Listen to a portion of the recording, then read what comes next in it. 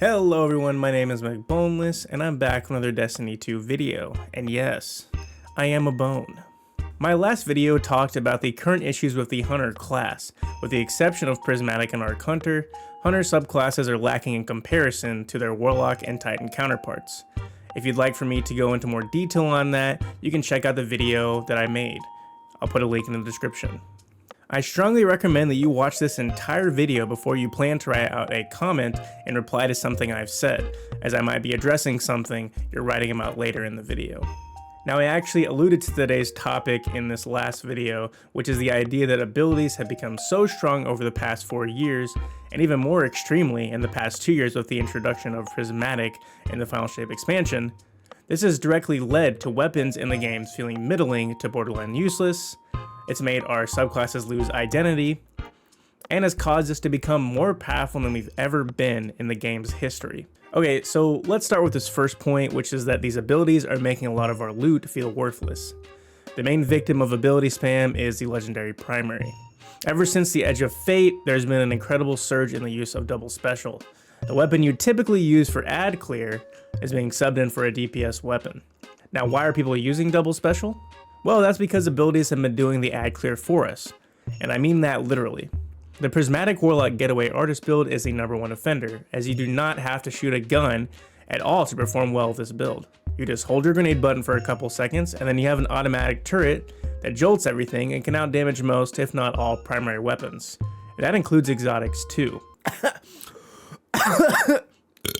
Next, you have subclasses losing their identity, or it might be better to say that their identity has been stolen. Before I go into this point, I just want to say how I think a subclass should operate. I think that subclasses should be complementary to the gunplay and vice versa. I want to feel like both my weapons and my abilities are contributing somewhat equally to the build I'm using. I think one of the best examples of this is Void Hunter. Void Hunter Night Stalker is not a flashy subclass, but has incredible utility, such as CCing targets with smoke bombs and tether, or making your fire team invisible. Now, it's not as if Void Hunter is currently a bad subclass in today's meta. The unfortunate truth is that it doesn't hold a candle to Prismatic Hunter, which has tons of access to damage resistance, healing, damage, and of course, ability spam. In our current sandbox, Void Hunter's utility isn't needed whenever everyone can fly around the map, flinging out nades and melees like you're doing a Moon Knight cosplay. Why go invisible when you can just one-shot the enemy in front of you with an ability? This problem has kind of slowly been unraveling since Witch Queen, with the introduction of the 3.0 subclasses, and what truly brought it to the forefront was Prismatic. With the 3.0 subclasses, there was a lot of streamlining to buffs, debuffs, and even grenades so that they became universal across all classes, and were no longer class specific. The easiest example to look at is Void 3.0. Before Void 3.0, Invisibility, Devour, and Overshield were only accessible by Hunters, Warlocks, and Titans respectively. Flash to now, where as a Hunter, I have access to all 3 of these Void buffs at a near infinite uptime. It got even crazier with Prismatic, as exotic class items had class-specific exotic perks across all 3 class items.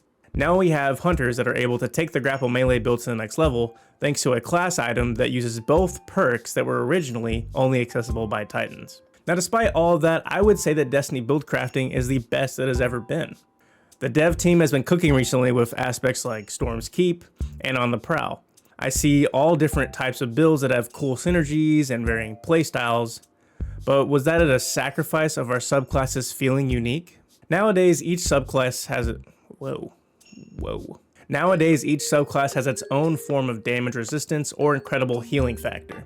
When we're able to stack these, which can be made quite easy with specific exotic armor and aspect combos, we truly can become unkillable. Okay, so we might be unkillable, but can we damage too? Yeah, we definitely can damage too. Our melee, grenade, and class abilities, which a lot of them have multiple charges of, by the way, have gotten substantial buffs that with just the right exotic armor, we become powerhouses that turn Grandmaster level content into a playpen, or ultimate level content. Whatever is the highest difficulty now, I don't know. For the past couple of years, we have been playing out what seems to be a canonical Guardian fantasy. These abilities feel so good and so fun, especially when I can use them all the time. As I said earlier, build crafting is in such a good spot right now, so what's the problem? Well, the problem is there's no turning back at this point. Bungie has already opened Pandora's box, giving us infinite uptimes and powerful abilities. They've tried in the past to nerf cooldowns before, but it usually is met with backlash. Because once you've played with abilities that have small cooldowns and hit like a truck for so long, it's hard to go back. We've just been spoiled, and that could be concerning for future expansions of our ability sandbox and future updates, or possibly even Destiny 3's ability sandbox. Now, I don't know how Bungie is going to handle the primary weapon issue. They could raise the damage modifiers on primaries and make them hit harder.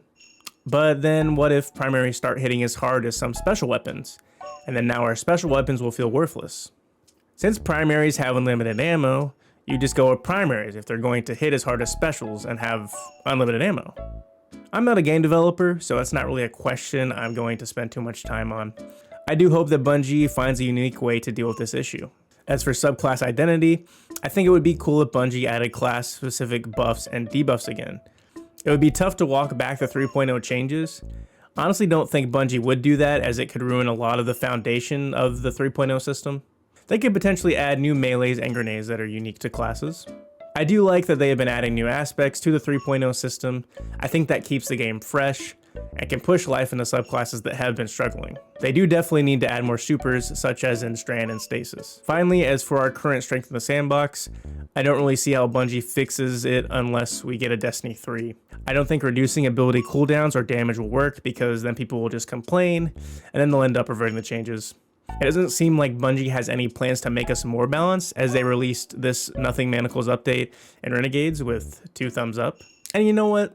I'm here for it, because I like feeling powerful in this game. But it doesn't mean it's not a problem. That is it for this video. I hope you all have enjoyed me touching on this topic. I really just wanted to get my full thoughts out on the off chance that Bungie sees it. Ultimately, I love the Destiny franchise and I want to see it thrive, whether we keep getting updates for Destiny 2 or Destiny 3 drops in a few years. But how would you fix Destiny 2's ability problem? Let me know in the comments. If you disagree with something I said, also leave me a comment and let me know. If you enjoyed this content, please be sure to leave a like and subscribe if you'd like to see more Destiny 2 content. Thanks for watching.